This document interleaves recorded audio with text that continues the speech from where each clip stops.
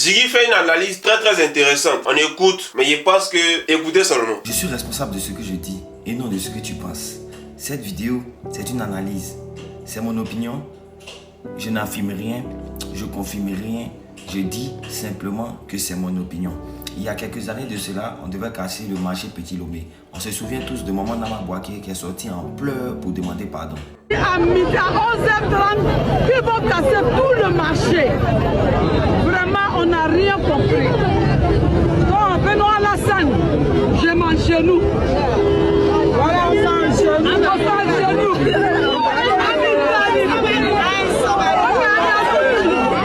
À notre surprise générale, le marché n'a pas été démoli. Maman Nama Bouaké a donc été accueilli en liesse à Adjamé.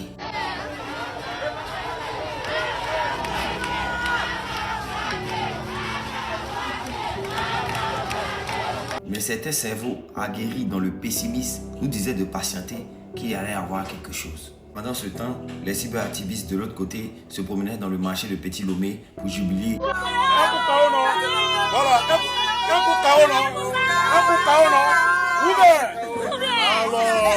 C'est pas le président bizarre.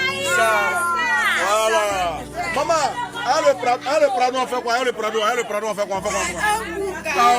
Et après ça, un feu se déclencha miraculeusement comme le feu qui est tombé du ciel pour Eli. Ce feu a fait énormément de ravages.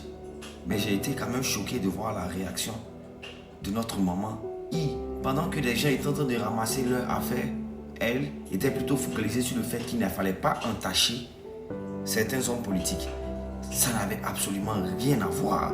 Monsieur le gouverneur, c'est pas lui qui a brûlé notre marché, ni le maire. Personne n'a brûlé, c'est Dieu.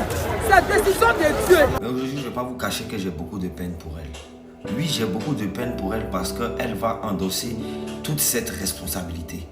Entre les femmes du marché qui commencent à avoir un esprit un peu tordu et les politiques de l'opposition se retrouvent entre deux feux. Donc la confusion est grande. Certaines personnes commencent à se dire, est-ce que, je te laisse penser toi-même, parce que je sais que ce à quoi ils pensent là, c'est ce à quoi tu penses. Mais écoute, on va pas faire les petits diablotins, on va simplement rappeler à certaines personnes qu'il ne faut pas avoir une compassion à géométrie variable. Je m'adresse ici à ces cyberactivistes. Où étiez-vous quand les habitants de Gesco voyaient leurs maisons démolies? Où étiez-vous quand tous ces braves pères de famille, peu importe leur bord politique, se retrouvaient dehors avec leurs enfants et leurs femmes? Où étiez-vous quand les mosquées étaient démolies? Où étiez-vous quand ils ont arrêté certaines personnes pour avoir simplement organisé une marche contre la cherté de la vie? Cette marche, si elle avait réussi, allait vous être bénéfique. Voyez-vous, on n'est pas là pour faire plaisir à un politicien ou aujourd'hui ce sont des millions et des millions et des millions qui sont partis en fumée. Peut-être que ce que je suis en train de faire là va vous sauver. Peut-être ils diront oui, comme Ziggy a dit, Mais tenez-vous bien, je vais vous mettre au défi. Ce marché là, il sera démoli. Je suis responsable de ce que je dis, pas de ce que tu penses. Pas parce que ce marché-là devait être démoli il y a longtemps. Non, je n'en ai aucune idée, bien évidemment. Mais je suis persuadé que ce marché-là, il sera démoli. Je vois des vidéos en ce moment où certains cyberactivistes même de la case se plaignent qu'il y a un nouveau marché, qu'on veut donner ce marché-là aux Libanais. Je pense que non. Je pense que non. Pourquoi toi tu as regardé sur de leur front et puis toi tu allais donner ça à Libanais? Si tu as donné à Libanais là, c'est au Liban voir les vendre? Non. C'est au Liban voir les vendre? C'est combien de millions on ne peut pas demander à ces femmes là? Le gouvernement travaille pour les citoyens ivoiriens. Le gouvernement travaille pour le développement. Le gouvernement travaille pour tous. Et franchement, je dis Yako encore à nos braves femmes d'Adjamé qui ont vu leurs marchandises être démolies. Ces braves femmes, bien sûr, qui n'incarnent aucun parti politique au sein du marché.